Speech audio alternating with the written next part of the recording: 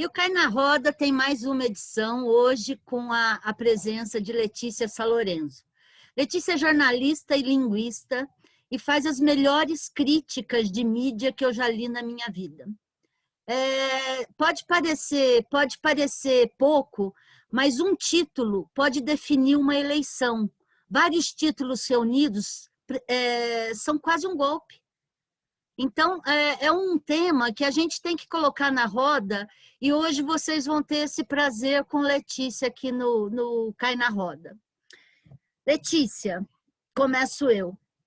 Em cima da tua tese, que foi exatamente as manchetes dos jornais na eleição de 2014, isso que está no seu livro, ia falar dele agora, porque a gente faz lição de casa. Eu gostaria que você fizesse um paralelo entre o que aconteceu em 2014 e o que aconteceu em 2018. Se teve esse mesmo peso de manchetes manipulando a eleição no país.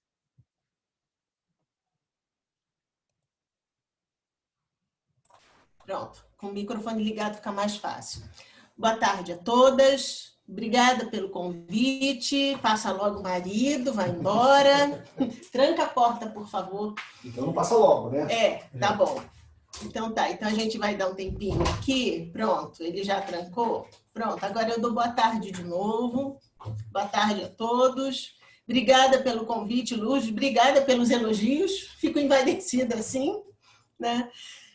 Assim, o que aconteceu em 2014...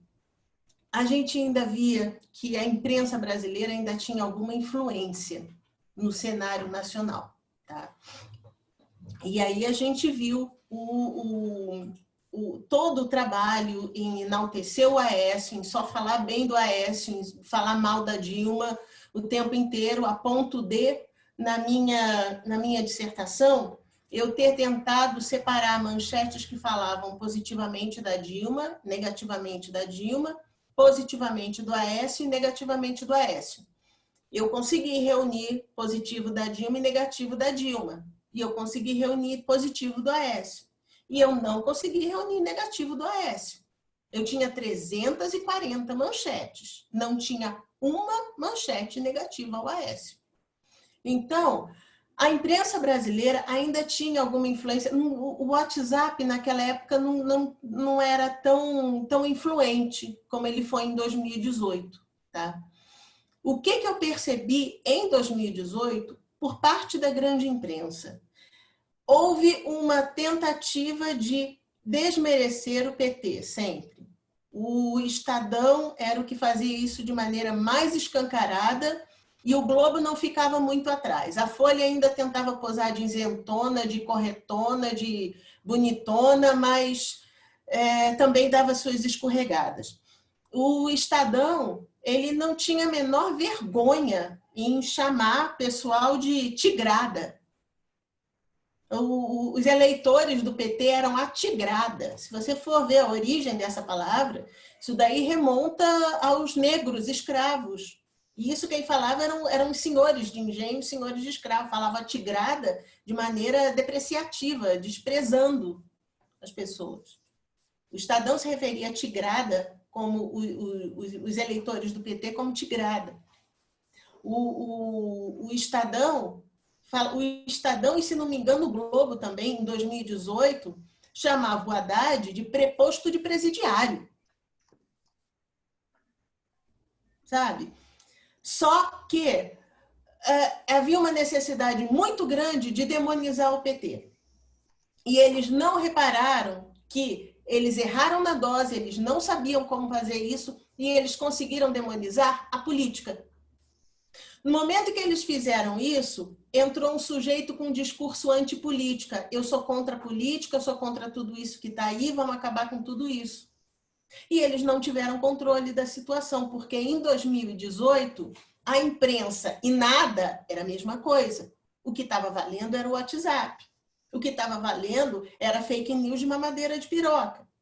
O que estava valendo era fake news dizendo que o Haddad ia promover lei a favor do estupro de criança, lei de pedofilia. E tinha gente que acreditou nisso. Agora, a imprensa está sem eira nem beira. Sabe aquele gif do urso do pica-pau correndo para lá e para cá? É assim, a imprensa está assim agora, ela não tem mais nenhuma influência.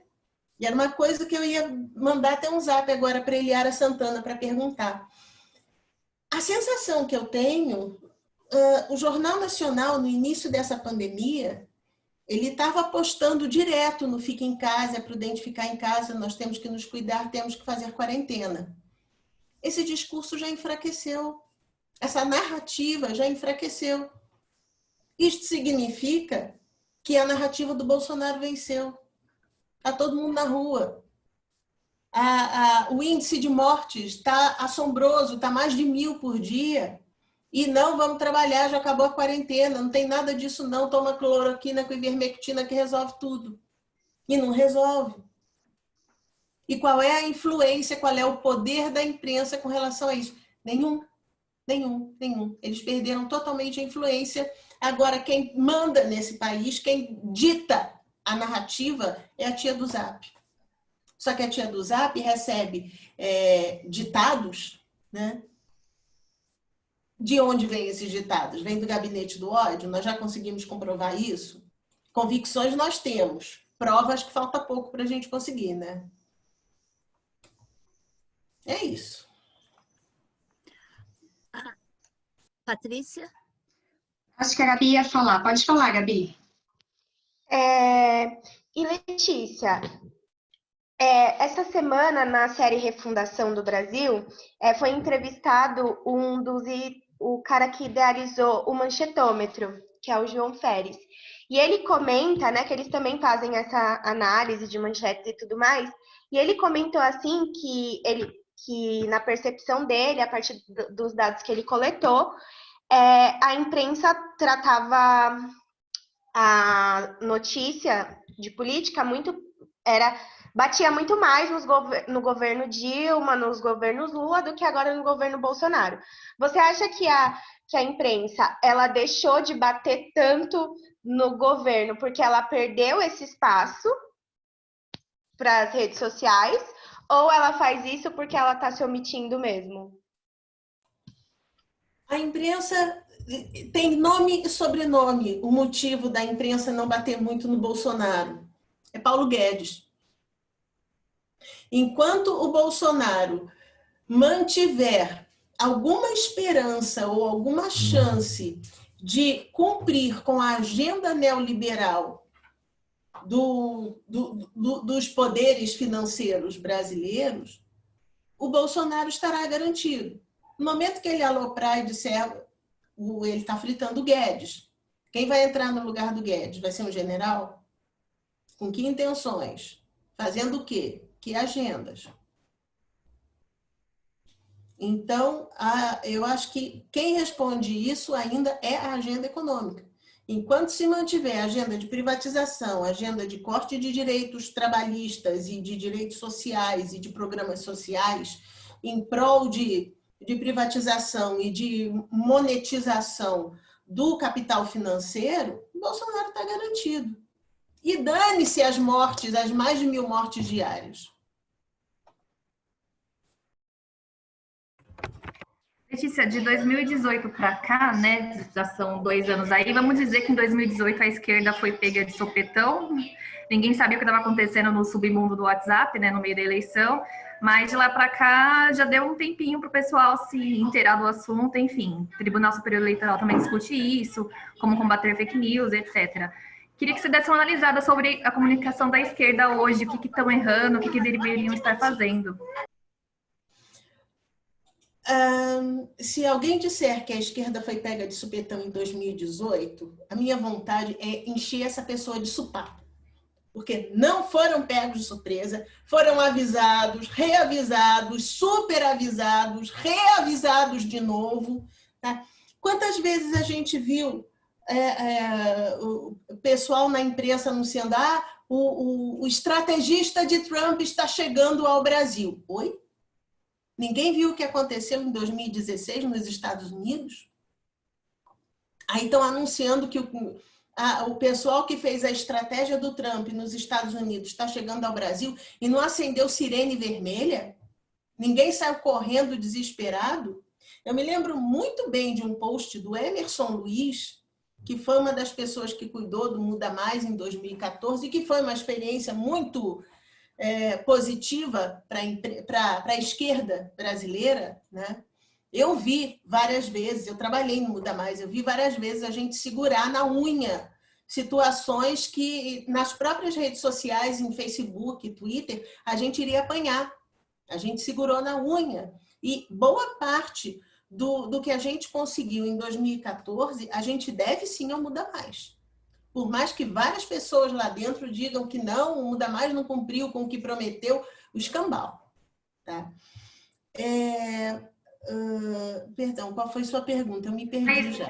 Situa para contextualizar para quem está assistindo e não conhece Muda Mais, situa um pouquinho para a gente do trabalho de vocês e a análise, a pergunta foi uma análise do que a esquerda está fazendo errado ainda desde 2018 em termos de comunicação nas redes.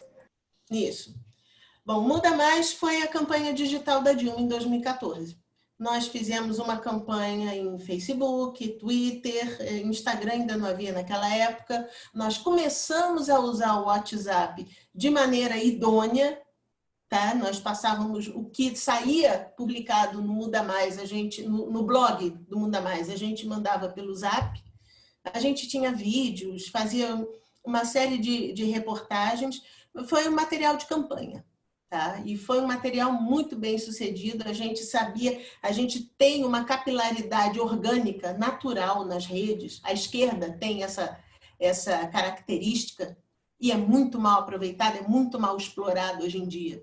Tá? Em 2014 ela funcionou direitinho. Em 2018, eles não sabiam o que fazer, o PT estava mais preocupado com Lula ou não Lula do que com a campanha em si. E isso se refletiu. A campanha do Haddad estava completamente sem cabeça. Não tinha uma ideia, não tinha um norte, não tinha uma proposta de comunicação naquela campanha. Não tinha nada, nada, nada, nada.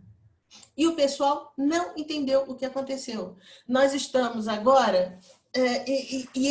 essa falta de compreensão, ainda em 2018... Não muito, mas ainda dá para dizer, a gente não sabia o que acontecia. Agora não dá mais, não. Agora não dá mais. Porque tem um documentário na Netflix chamado Privacidade Hackeada. Dever de casa, todo mundo assistindo. Segunda coisa, além desse documentário, tem um livro da Brittany Kaiser chamado Manipulados. A Brittany Kaiser é a pessoa que saiu da Cambridge Analytica e que começou a contar tudo o que acontecia. Eu estou dando aula sobre fake news na UNB este semestre. E os capítulos 9 e 13 desse livro são leitura obrigatória. Ninguém vai ser aprovado no meu curso se não ler esses 2 capítulos. Porque nesses 2 capítulos existe a descrição perfeita do que aconteceu em 2016 nos Estados Unidos, do que aconteceu em 2018 aqui no Brasil e do que vai acontecer agora em novembro, porque vai acontecer, tanto aqui no Brasil, nas eleições municipais, quanto lá nos Estados Unidos, nas eleições americanas. Uma publicação que o George Lakoff mandou no início do ano disse que acho que são os republicanos, têm a seu dispor $1 bilhão para gastar em campanhas. Vocês sabem o que... Posso dar uma pincelada do que foi a campanha de 2016 do Trump? É o seguinte, a alma desse negócio se chama microtargeting. Microtargeting é assim... vamos lembrar lá atrás aquelas propagandas do rum creosotado. Veja, nobre ilustre passageiro, o sujeito que está a seu lado, no entanto, quase morreu de bronquite, salvou o rum creosotado. Isso daí aparecia no bonde, todo mundo via isso. Todo mundo. Então, o rum creosotado era para Campanha de rum creosotado era para quem tinha bronquite, para quem não tinha bronquite, para quem era homem, para quem era mulher, para quem era criança. Não havia distinção. No final dos anos 80 para cá, nós começamos a segmentar o público. E a Editora Abril foi muito bem sucedida nisso. Como ela fez? Publicações, revistas especializadas. Você tinha Nova, Cláudia, Placar, Quatro Rodas, enfim, Capricho. Você tinha revistas em quadrinhos. Então, você tinha revistas que conversavam com o público feminino solteiro, com o público feminino casado, com homens, com adolescentes do sexo feminino e com crianças. Nesse processo, por exemplo, se você quiser, você não ia, por exemplo, fazer uma propaganda de absorvente na revista Placar. Não faz sentido. Você vai fazer a propaganda de absorvente na Capricho, na Nova, até na Cláudia, mas na Placar você não vai. Ainda assim, e isso daí era a forma da gente segmentar, da gente, em vez de falar com todo mundo ao mesmo tempo agora, a gente ia falando com algumas pessoas, mapeando os interesses delas. Aí vamos pensar o seguinte, a Placar, quem lê a Placar é homem. Tá, mas eu gosto de futebol, eu leio Placar. Então, assim, eu não vejo nada de futebol na revista Cláudia. Então, eu sou uma mulher que, teoricamente, deveria estar totalmente contemplada pela revista Cláudia, mas eu gosto de futebol, então eu leio Placar também. Então, nós já temos que essa segmentação de público, ela não é exatamente efetiva, ela não é muito bem, ela não é otimizada, ela não é 100% eficaz. Agora, o que aconteceu em 2016? Em 2016, todos esses programinhas que a gente responde no Facebook, quem você seria se você fosse um extraterrestre? Se você fosse um bule de café, como é que seria a sua decoração? Todas essas perguntinhas idiotas e que todo mundo faz e todo mundo cai, isso daí tem por trás uma pontuação chamada pontuação Ocean, que aí isso daí verifica qual é o nível em que ponto você é mais aberto ou menos aberta a novidades, se você é mais ou menos empática e principalmente qual o seu nível de neurose. Então, esses programinhas, somado ao seu comportamento no Facebook, o tipo de página que você visita, os likes que você dá, o tipo de like que você dá, se você dá amei em um, se você dá odiei em outro, isso tudo daí vai mapeando o teu perfil psicológico. Então, gente, neste momento, nós não estamos mais falando de invasão de privacidade. Nós estamos falando de invasão de intimidade. Nós temos pessoas que não me conhecem, não sabem quem eu sou e estão antevendo e prevendo as minhas movimentações na rede mediante o que eu faço. Isso é muito sério. Não existe nada que regulamente isso. Nem aqui, nem nos Estados Unidos e na Europa, mal e mal está começando a querer aparecer alguma coisa. Aí, em 2016, a gente tinha esse mapeamento no Facebook dos eleitores americanos. Eles tinham, se não me engano, acho que eram 500 pontos de informação de milhões e milhões e milhões de eleitores. Então, quando você tinha que fazer campanha em Delaware, por exemplo, você sabia que exatamente na rua A de Delaware tinha 2 pessoas que iriam ouvir bem o Trump e na rua C tinha 4 outras pessoas. Você estava tudo mapeado, você sabia quem você iria atingir. E aí você não precisava ir a Delaware, bastava você falar com essas pessoas diretamente em anúncios que o Facebook publicava só para elas. São chamados dark ads. advertisement, né? Ad de advertisement. Então, você tinha anúncios negros, por assim dizer. Então, se, por exemplo, a Patrícia é a mais propensa de nós todas aqui a ouvir falar, a receber mensagem do Trump, porque no fundo ela odeia petralha, vamos fazer de conta que isso é verdade. A Patrícia, e só a Patrícia iria receber um vídeo repleto de fake news, com mentiras e mais ninguém. E isso daí iria incentivar a Patrícia a ainda mais propagar toda a má sensação, toda a má impressão que ela tinha do PT e falar bem do Bolsonaro. Mas eu já tô usando exemplo aqui do Brasil. O Trump, ele fez isso. O Trump, ele pegou ele depreciava Hillary de qualquer jeito. A campanha não foi vamos falar bem de Trump. A campanha não foi vamos apresentar o programa de governo de Donald Trump. A propaganda do Trump foi vamos denegrir Hillary Clinton. Vamos destruir a reputação de Hillary Clinton. E eles conseguiram. Então, o Trump tinha momentos em que ele tinha vídeos que ele depreciava Hillary Clinton e que ele era extremamente misógino, machista e ele falava coisas assim asquerosas. E isso só aparecia para homens que concordavam com ele. Esse vídeo não aparecia para mulheres. E se você for procurar esses vídeos, eles não existem mais. Se vocês estão sentindo o cheiro de nazismo, eu também tô. Eu também tô. Aí foi essa campanha que chegou aqui no Brasil. O Brasil é um país sui generis.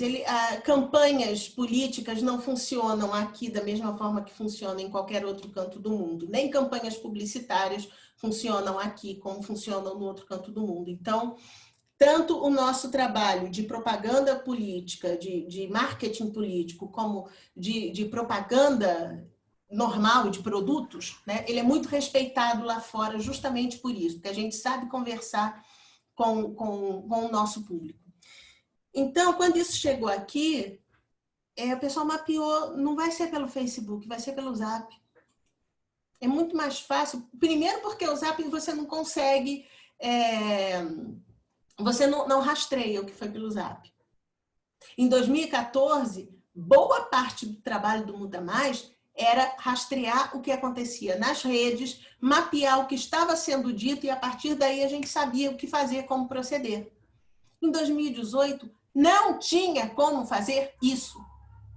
Porque isso daí era correr, a gente conseguia informações disso quando ela já estava 2, 3 dias rodando pelos zaps da vida. E além dos zaps, a gente tinha um monte de pastor evangélico falando cobras e lagartos do PT, e do Haddad, e do Lula. Então, como é que a gente... Entendam, a campanha, de forma alguma, sob nenhum aspecto, ela foi uma campanha limpa. Não foi. Seja institucional, porque tirou a única pessoa capaz de confrontar o Bolsonaro, que era o Lula. E isso daí eu estava falando desde final de 2017, início de 2018. Eu estou reproduzindo no meu Facebook. Toda vez que você tinha Bolsonaro, você tinha Lula, Bolsonaro, brancos, nulos e abstenções. Eu chamo esses três, branco, nulo e abstenção, de TFE, trio fode eleição. Que é o que aconteceu. Que foi o que aconteceu. Nós tivemos uma série de votos brancos, uma série de votos nulos, abstenção que nunca aconteceu antes, e nós tivemos o Bolsonaro mais votado do que o não Lula.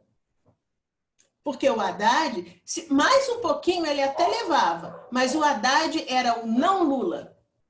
E qualquer que fosse para lá, Haddad, Ciro, Amoedo, quem quer que fosse, era o não Lula.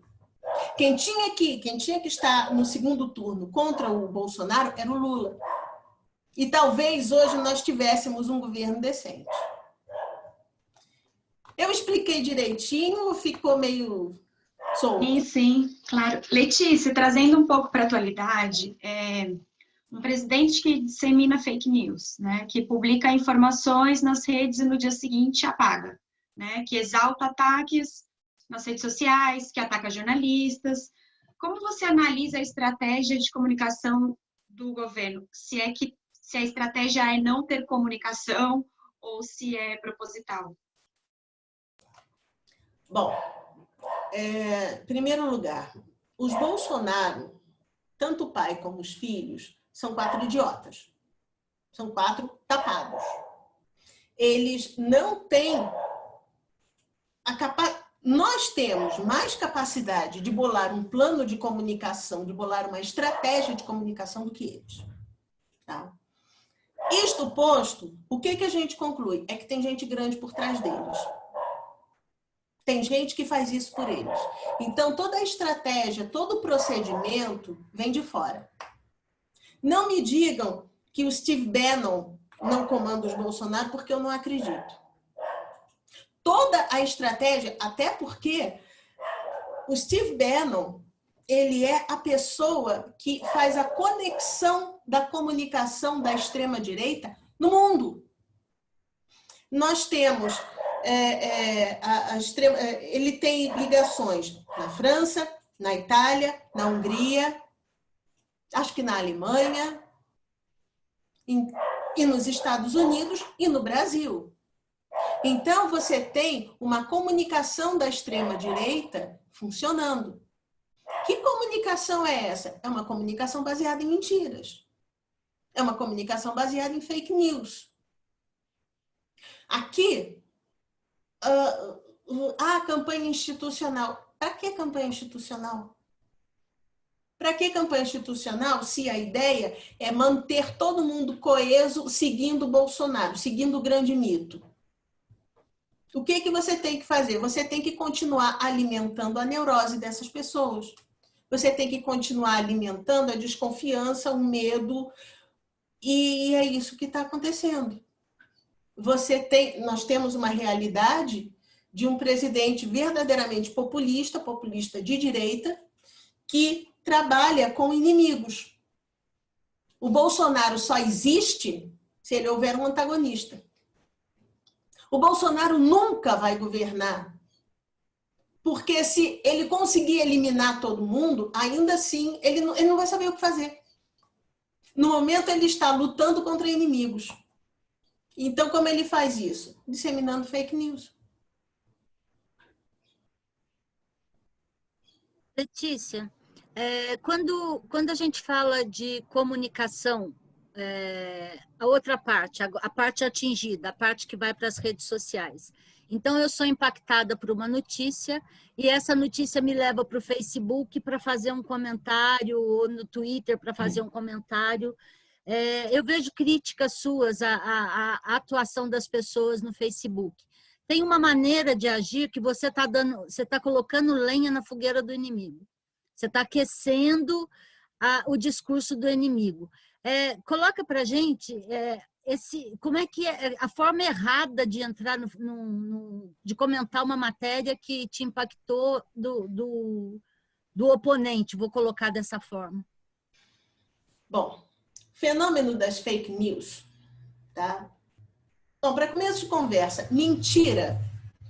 Você tornar uma mentira funcional para conseguir uma coisa com ela é uma coisa que qualquer criança faz. Você tem uma criança de 3 anos mentindo. Não, mãe, não fui eu que quebrei o vaso, não. Foi o Batman. Uma criança de 3 anos sabe que se estruturar uma narrativa de outra maneira que não a real, ela vai conseguir um efeito que ela deseja, ou seja, não ser punida. Você leva isso para coisa de adulto. Fake news é mentira. Mentira funcionalizada, ou seja, alguém está mentindo para conseguir um efeito final, para ter um resultado final.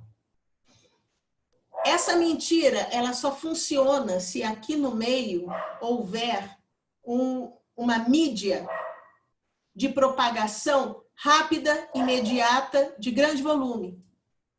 As fake news só existem graças às redes sociais, graças à internet, graças ao WhatsApp.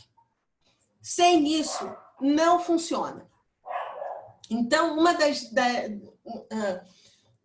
uma das características desse fenômeno é quem passa fake news, quem conta uma mentira, essa pessoa conta com que isso seja espalhado e disseminado. Então, e isso é uma das estratégias do firehosing, que tem um artigo acadêmico sobre isso da Rand Corporation, tá? Como é que é? The Firehose of Falsehood of Russia. Eu acho isso muito legal. Você tem um estudo, mas é em cima da Rússia, sabe?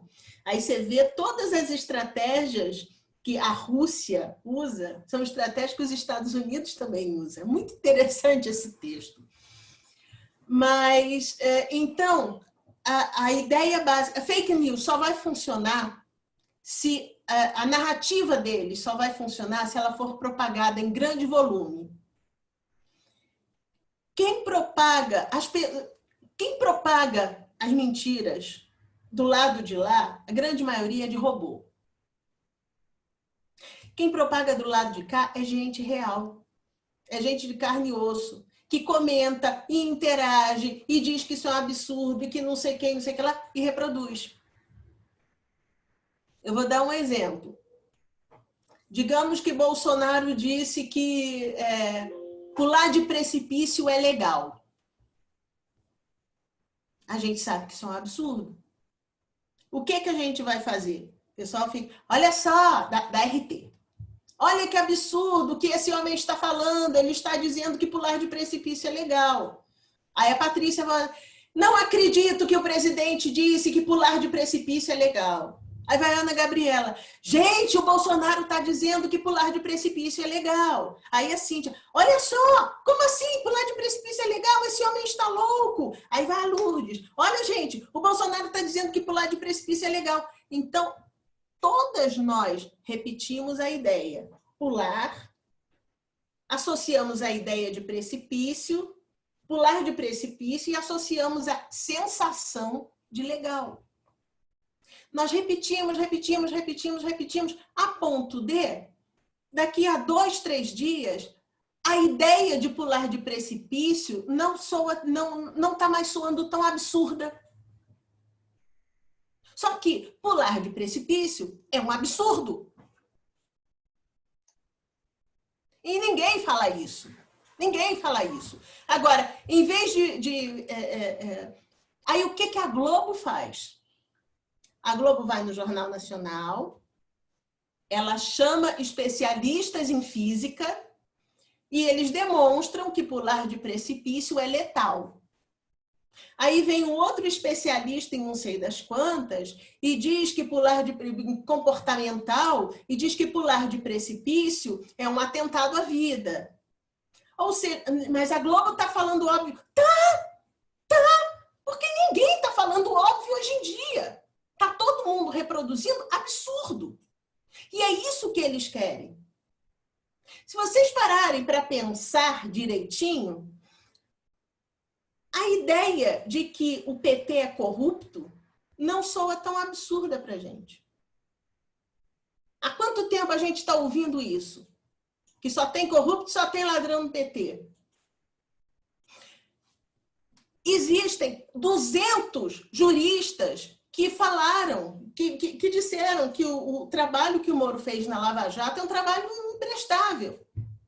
Um trabalho extremamente questionável. Cadê a gente reproduzindo isso? Cadê a narrativa da esquerda? Nós reproduzimos a narrativa da direita. Por mais que a gente negue, a gente está reproduzindo o que eles falam. A gente está reforçando o que eles falam. A gente não sabe para onde ir, a gente não sabe o que... Nós estamos o mineirinho da piada. Quem coçou, um cotô para um covô. É isso. Ou seja, Letícia, o trabalho de desmentir não necessariamente gera o objetivo.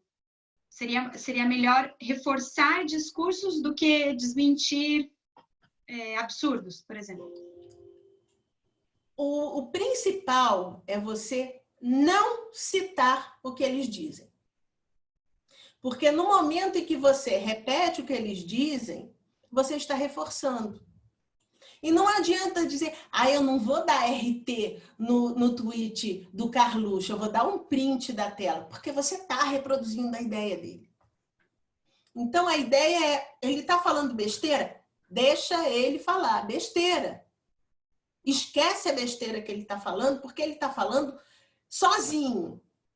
Se você der público para ele, aí ele vai crescer. É isso. Mas hoje em dia eles já não estão falando, eles falam dentro, existem bolhas na internet, né? Vamos colocar assim, tem a bolha da esquerda, o próprio algoritmo das redes sociais faz você só seguir pessoas, você tem essa opção, inclusive, de seguir só quem você quer e ficar dentro da sua microbolha. Eles também têm uma microbolha. Se a gente, isso não eu queria entender em que medida isso não bate nessa situação da gente não deixar algo que deveria ser desmascarado passar batido pela gente. Porque me lembra muito aquela história de Bolsonaro tá aí essa coisa no poder, porque quando ele falava besteira lá no programa da Luciana Genro, todo mundo aplaudia ou retuitava, e ninguém desmontava o que ele estava falando, né? Então, eu entendi se na prática o correto, não só do lado da imprensa. Do lado da imprensa eu entendi que desmontar, você me corrija se eu entendi errado, mas eu entendi que o papel da imprensa é desmontar a mentira. Agora, para quem está atuando nas redes sociais, que quer militar em favor de uma causa, ou enfim, para a esquerda que milita nas redes sociais, qual é a prática que deve ser adotada? Se deixar passar batido, não é um jeito de deixar ele falando o que ele quer para a bolha dele. Você não precisa deixar passar batido. Você precisa não citar o que ele está falando. Então, não adianta você dizer, olha só, o Bolsonaro está dizendo que pular de precipício é legal. O que pode dizer é, tem gente incentivando as pessoas a se suicidarem. Você não cita o que ele fez, você cita o absurdo. Sem citar o que ele fez. O Jornal Nacional tem uma edição do dia 25 de março, que aquilo é uma aula de análise do discurso. Eu tenho ela gravada, todo decupado. Eu estou, inclusive, fazendo uma edição desse vídeo, porque é muito bom. Ele, no dia 24 de março, teve aquele pronunciamento do Bolsonaro em que ele disse que ninguém eu não, com meu histórico de atleta, eu não vou ficar doente porque isso é só uma gripezinha. No dia seguinte, o Jornal Nacional, eu acho que foram 47 pessoas que o Jornal Nacional arregimentou para falar contra o Bolsonaro.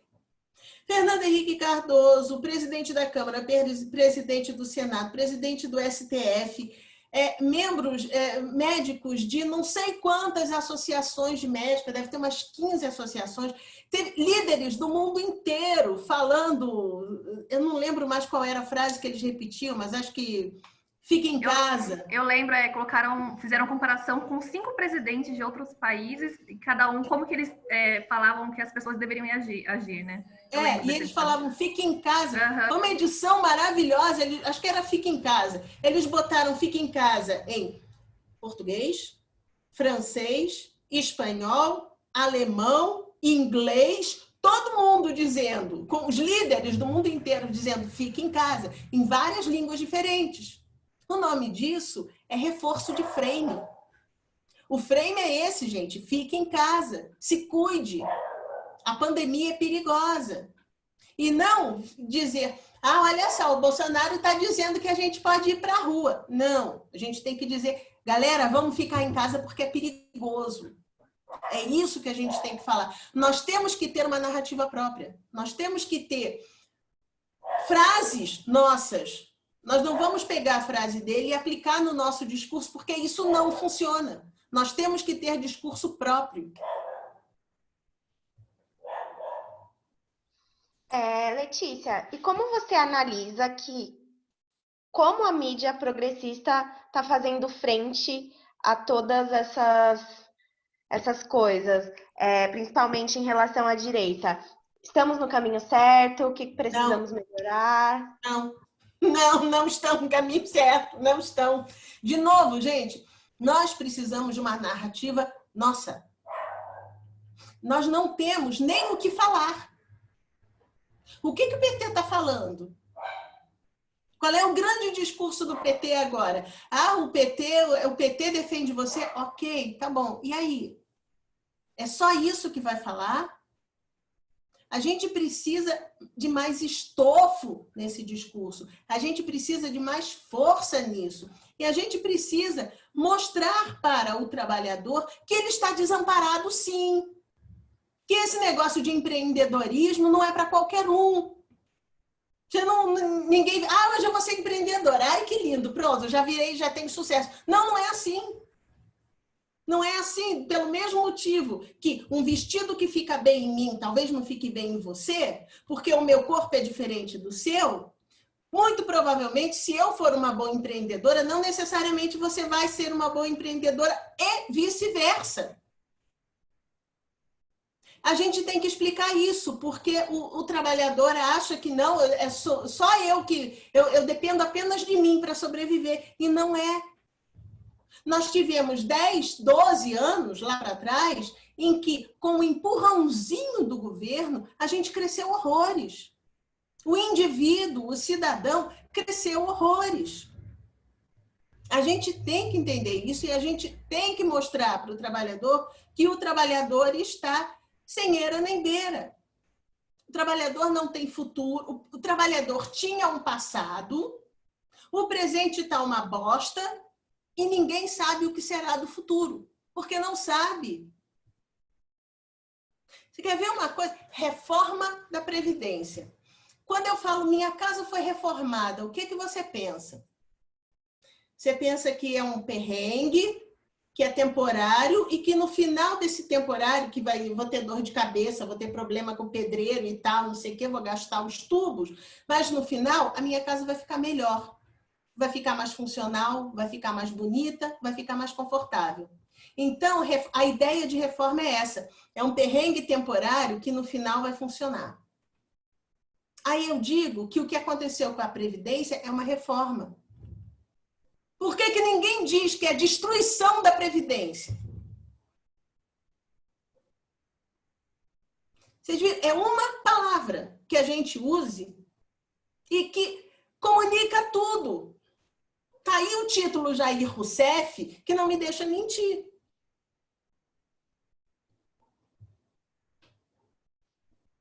Eu estou puxando a orelha demais de vocês, né? Não, mas é bom também.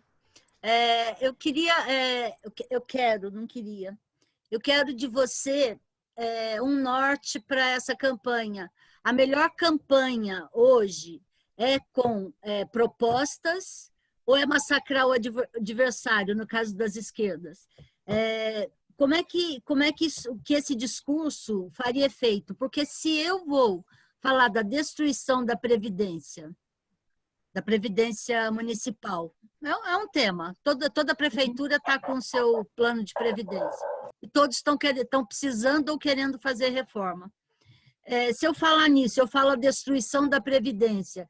Então, assim, qual o caminho do discurso para o campo progressista poder conquistar alguma coisa nessa eleição, porque ainda está muito sob...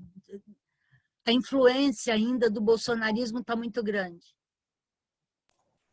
Olha, essa resposta é a pergunta do milhão, né? Essa é a pergunta do milhão. Não tem uma resposta fácil e não tem uma resposta imediata. Porque nós estamos com a população, de maneira geral, sofrendo praticamente uma lavagem cerebral. É uma expressão antiga, mas que ela funciona muito bem atualmente. É uma lavagem cerebral. Você vê qualquer comentário Só um instantinho. Fernando, vai lá ver a Dilma, por favor. Eu não aguento minha cachorra, tá latindo demais. Dilma Vânia, minha búlgara terrorista, tá enchendo o saco aqui. Desculpa, gente. A cachorra se chama Dilma. Dilma Vânia. Dilma Vânia. E a minha búlgara terrorista. Nunca façam isso, tá? Nunca batizem um bicho de Dilma. Nunca façam isso. Porque isso aqui é um demônio da Tasmânia. Cadê? Ó.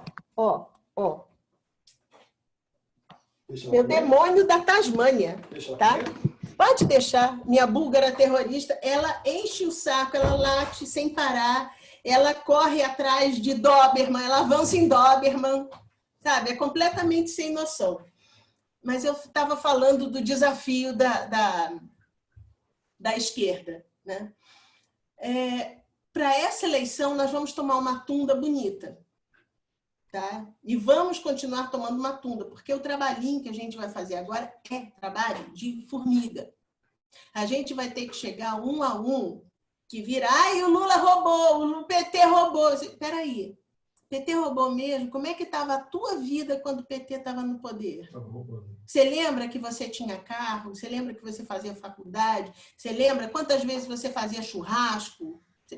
Isso é um trabalhinho de formiga.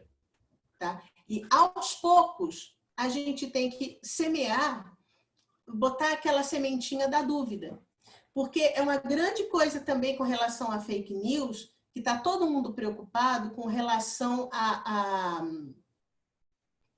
você falar, por exemplo, como é que se financia fake news? Está todo mundo preocupado com isso e acha que o mais importante da fake news é pegar o caixa 2 que financia fake news. Isso até é importante, mas a minha preocupação é com a tia do Zap. Como é que vai ficar a cabeça da tia do Zap depois de receber mentiras incessantes, ela ser massacrada com mentiras? Como é que fica a cabeça dela? Porque está todo mundo desaprumado. Está todo mundo numa vibe que começa a acreditar que, no final das contas, pular de precipício não é tão absurdo assim. Está todo mundo nessa vibe, seja de esquerda ou de direita. Nós temos que puxar todo mundo de volta para o prumo para entender que pular de precipício é mortal. Pular de precipício é fatal. E isso daí a gente não vai fazer agora. Porque eu comparo o que está acontecendo com fake news agora, e no meu doutorado eu vou buscar respaldo científico para isso, então ainda é uma tese. Eu digo que quem está sempre se alimentando de fake news é como se fosse um viciado em heroína. A pessoa está com o corpo completamente destruído, com todas as funções corporais vivendo em função do vício em heroína. Você não vai chegar para uma pessoa dessas agora, delirando de heroína, você não vai virar para ela e vai dizer, vamos correr uma maratona que é importante para você, você tem que ser saudável. Não dá para fazer isso. Você tem que primeiro cortar heroína. Depois você tem que controlar o vício em heroína. Para daí, então, você levar essa pessoa a um condicionamento físico que a faça correr uma maratona. Se ela correr maratona agora, ela morre. Então, é um trabalho de formiguinha, é um trabalho complexo e vai ser no mano a mano. O que nós temos a favor disso é o tipo de coisa que a gente adora fazer. Então, vamos fazer. Que é? Que foi? Que é o que a gente adora fazer, que é falar. Sim, é falar, é estar no corpo a corpo, é estar no mano a mano, olhando no olho, né? É falar e é também aprender a ouvir, gente. Nós temos que ouvir muito. Por que essas pessoas pararam de ouvir o PT? Nós temos que entender o que fez essas pessoas, qual foi o gatilho que fez elas pararem de dar atenção àquele partido que deu toda a estrutura para elas terem uma boa vida. E o que aconteceu? Por que elas não escutam mais? Porque o PT também parou de ouvir. Né?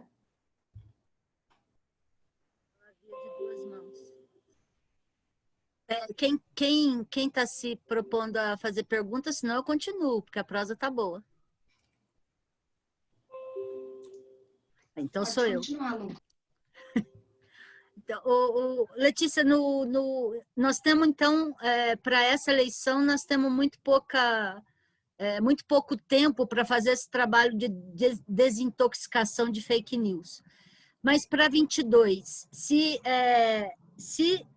continuar nesse ritmo, se não houver nenhuma reação por parte não vou falar nem esquerda só, das cabeças pensantes, pessoas que possam, de alguma forma, influenciar nesse processo. E se Trump levar a presidência nos Estados Unidos, o que nos resta é 22 com Bolsonaro. Sim, sim. Agora, está na hora da gente entender o que é isso, porque ninguém aqui no Brasil entendeu exatamente qual é a das redes sociais, qual é o do microtargeting, qual é o do processo de internet. E nós precisamos urgentemente descobrir maneiras de coibir isso. Nós temos que ter em mente de que isso nunca vai ser zerado, porque isso é coisa de submundo. Quem faz esse tipo de trabalho com fake news não são pessoas que primam por padrões éticos e morais de conduta. Então, são pessoas que agem na surdina. Então, esse tipo de ação sempre vai acontecer.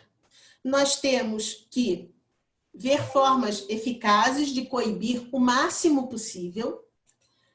Nós temos que oferecer letramento digital e letramento discursivo a todo mundo. Nós temos que voltar a fazer a tia do Zap desconfiar de tudo que ela recebe, porque há 10, 15 anos, éramos nós, quando a gente mostrava uma coisa que tinha na internet, a gente ouvia da tia, e você acredita nessas coisas? Não, não pode ficar acreditando nisso, não. Agora são elas que acreditam e vêm mostrar para a gente.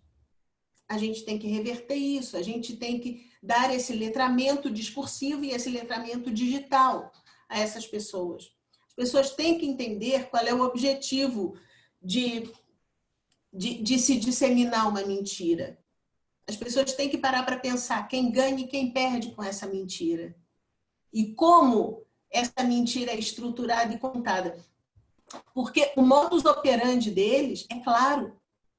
E ele não varia muito, não, gente. Não varia muito. Você tem sempre a construção da ideia de que existe uma conspiração mundial para que você tenha um chip na cabeça e seja controlado e tal. Então, existe uma informação, o modus operandi deles é muito parecido. É muito semelhante, e isso é fácil de evidenciar, é fácil de mostrar. Nós temos que mostrar isso à população. Agora, só para concluir, Lula livre é importantíssimo, mas não é a única coisa a se fazer.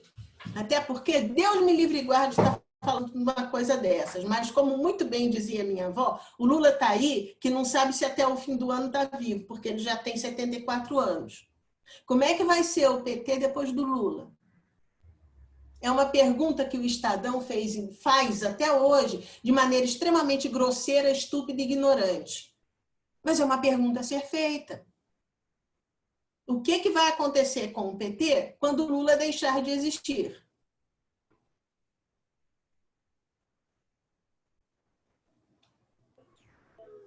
Lembrando aqui que semana passada a gente soltou entrevista retrasada, né? A gente entrevistou a Gleisi Hoffmann aqui no Cai na Roda, e a gente perguntou um pouquinho sobre essa história, como vai ser a campanha esse ano e também essa história das redes sociais, como que eles estão trabalhando desde 2018 para mudar alguma coisa esse ano, e aí tem alguns pontos bem complicados. Por exemplo, ela disse que a esquerda tem esse problema de trabalhar muito a campanha presencial, né? O corpo a corpo ali na rua ainda.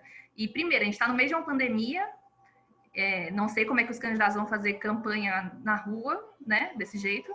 Segundo, as apostas digitais, pelo que ela estava falando do PT, ela estava dizendo que eles vão desenvolver um aplicativo até o fim do ano, mas é uma coisa para militância, da militância para dentro, né, uma coisa mais institucional, partidária mesmo.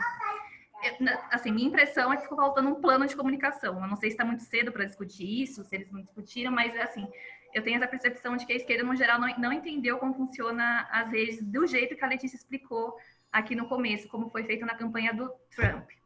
Que é outro fator, outra coisa que eu me lembro muito nas suas respostas, é isso. Eles trabalham muito com o fator medo, né? Sim. São 2 pontos. O fator medo, eu lembro que... Eu não lembro mais do documentário nem a matéria que eu li, mas, por exemplo, nessas mensagens personalizadas, as pessoas que... Eles personalizam, além de destruir o rival, né? No caso da Hillary, eles mandavam mensagens personalizadas para provocar medo. E essa história de vamos levantar um muro, né, e vamos expulsar imigrantes daqui, trabalhando com medo de cada um. Tem esse fator. E tem outro ponto horrível que acho que bebe muito dessa história, essa história das fake news, bebe muito dessa... Tem algumas matérias sobre isso, né, de que as pessoas consomem muita notícia hoje para confirmar o que elas pensam, né? Então, não importa se o que está chegando é mentira. Se confirma o que eu penso, se é a minha opinião que está ali, né? Por que eu vou discordar? Falta Exatamente. Um pouco disso. Não sei onde vamos parar Exatamente. Com isso. É bem desanimador, na verdade. Pois não, é extremamente desanimador, porque eles ainda não entenderam que... Outro dia eu estava assistindo um debate promovido pelo Simpro, aqui do Sindicato dos Professores aqui do Distrito Federal, um debate sobre fake news. Sabe qual eram as perguntas? Como é que o trabalhador vai ser beneficiado ou pode ser prejudicado com fake news? Como é que o funcionário público e o professor... Gente, pelo amor de Deus, para. Não tem nada de trabalhador. Esse pessoal trabalha com cidadãos, com indivíduos. Se ele é funcionário público, funcionário privado dos Correios, do banco privado, do Banco do Brasil, não importa. O que importa é o que ele pensa lá no íntimo dele. E é nesse íntimo que nós vamos trabalhar. Então, a função social, o papel social deles, pouco importa. A esquerda tem que entender isso. Tem que parar de classificar o mundo entre trabalhadores e empregadores. Ok, isso ainda funciona do ponto de vista econômico? Funciona, mas não funciona do ponto de vista social, não funciona do ponto de vista discursivo, não funciona do ponto de vista prático. Então, a esquerda tem que entender o mais rápido possível o que está acontecendo com a comunicação da direita. Primeiro. Segundo, nós temos que pensar seriamente se nós vamos fazer esse jogo da direita para a gente brigar de igual para igual. Porque a única forma da gente lutar de igual para igual é lutar que nem eles, com as mesmas armas deles. O problema disso é que no momento que a gente fizer isso, nós vamos nos igualar a eles, em termos éticos e morais. E eles contam com a gente não se igualar a eles. E nós estamos numa sinuca de bico, ética e moral. O que nos resta? Nos resta leis eficazes para coibir fake news, para coibir esse tipo de comunicação às escuras, não declaradas, não oficiais, não institucionais, que destroem o outro. E isso daí está na hora de setores do centro-direita perceberem que tem que ser feito. Porque isso daí, o pessoal começa a falar, ai meu Deus do céu, a gente vai precisar se aliar ao DEM. Eu estou vendo o momento em que vamos ter que juntar DEM, PSDB, PT, PCdoB e PSOL para sair com isso. Eu não vou lutar. Meu irmão, tu vai sim. Lamento lhe informar, tu vai sim. Ou então o fascismo triunfará. Desculpa, gente, eu estou muito alarmista. Letícia, é interessante porque, assim, você falou em jogo da direita. Na verdade, o que eu percebo foi que a direita soube se aproveitar de ferramentas existentes hoje, né? É o fenômeno TikToker, né? Assim, que são o uso da base de dados de comportamento das pessoas, como você bem explicou numa das perguntas, fazer todo esse mapeamento para chegar no público-alvo correto e chegar efetivamente nesse público-alvo, né? E existe, eu acredito que é possível utilizar essas ferramentas sem entrar no teor antiético das fake news, né? E aí, porque nada mais é do que marketing, não à toa que a política tem o marketing político, né? Chegar no público com as ferramentas que nós temos hoje da tecnologia e ferramentas digitais. Então, será que seria muito fatalismo a gente falar que ia entrar no jogo da direita, sendo que é possível, e se você acredita que é possível utilizar das ferramentas de uma maneira ética, né, ou não antiética, como as fake news? O problema, Patrícia, é o seguinte: na nossa cabeça, na cabeça da esquerda, fazer política é sinônimo de debater. O que é debater? É você sentar e conversar com alguém, trocar ideias, apresentar prós e contras, receber prós e contras e começar a pensar e raciocinar e equilibrar, ponderar o que você pensa em relação ao assunto. Isso é um debate. Então, como é que eu vou chegar para alguém e dizer: moço, olha só, você realmente acha que o Lula é isso tudo que a Lava Jato pinta? Qual vai ser a resposta que eu vou receber? Petralha! Vai para Cuba! Vai para a China! Olha, vai embora! Não existe conexão dialógica. Eu não estou nem falando de conexão intelectual, estou falando de conexão dialógica. Se eu falo, o Lula talvez não seja criminoso, e escuto como resposta brados, não existe diálogo. Então, a palavra debate está fora de cogitação. A direita não quer debate. Ponto. Se a direita quiser debate, em primeiro lugar, ela não vai saber argumentar. Tá aí o Bolsonaro 2018 que não me deixa mentir. Ele fugiu de tudo quanto era debate, porque ele não sabe argumentar, ele não sabe raciocinar, ele não sabe organizar as ideias concatenadamente e apresentar. Por isso eu digo que tanto ele como os filhos dele são idiotas, eles precisam de alguém comandando ele por trás. Se o Bolsonaro debater, ele vai perder. Então ele não vai debater. Ninguém vai debater. Como é que você vai chegar a público e dizer: olha, gente, eu quero mais que pobre se foda, eu quero mais que todos os pobres morram, eu quero que o trabalhador seja explorado? Porque é isso. Se você fosse falar a verdade, você iria falar isso. Só que se você falar isso, ninguém vai votar em você. Então, você tem que falar: olha só, aquele petista lá, ele é ladrão, foge dele. Você precisa falar mal do outro para que você funcione. Você direita. Então, nunca vai haver debate do lado de lá. Nós temos que coibir. Acontece o seguinte: o debate é a essência da política.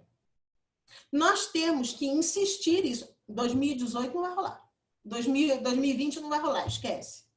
2022, eu começo a desconfiar que talvez não. Tá? Se rolar, vai ser muito pouco. E vai ser dentro da bolha. Porque nós vamos ficar dizendo: não, olha só, o que é mais importante, o Haddad ou o Dino? Não, porque eu acho que o Haddad ele não é capaz, porque não sei o quê. Não, porque o Dino ele é uma pessoa muito setorizada, porque ele não vai conseguir chegar no centro-sul. Vamos ficar nós 5 falando Haddad ou Dino. Aí, no final das contas, se o PT lançar o Haddad, nós 5 vamos votar no Haddad. Se o PT lançar o Dino, nós 5 vamos votar no Dino. Então, o nosso debate serviu para quê mesmo? Para nada. Pois é. Então, a gente precisa ver como falar com o lado de lá. Nós temos que chegar no lado de lá. Eu adoraria ter uma resposta mais concreta. Eu quero sentar com uma pessoa de marketing, conversar. Porque eu não tenho essas respostas de marketing. Eu não sou especialista em marketing. Eu sou especialista em construção de discurso. Eu preciso realmente de um marqueteiro para me ajudar a montar esse discurso. Né? Como? Quais são os meios para se construir esse discurso? Aí dá para a gente seguir adiante.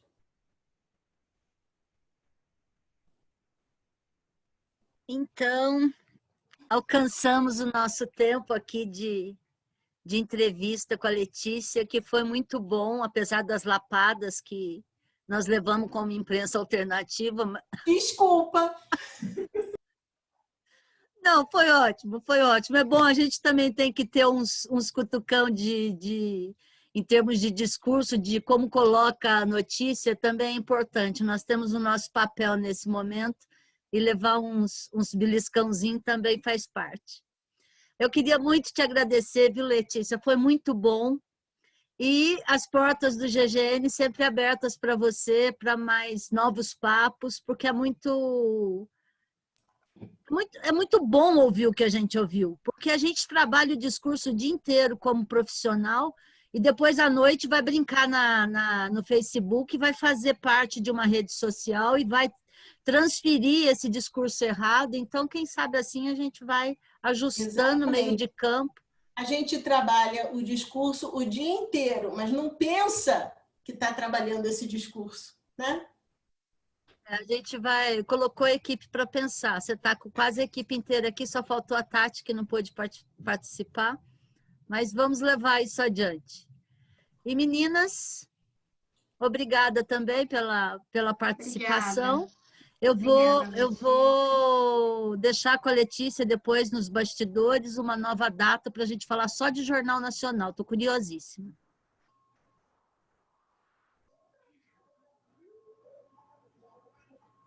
Acabou?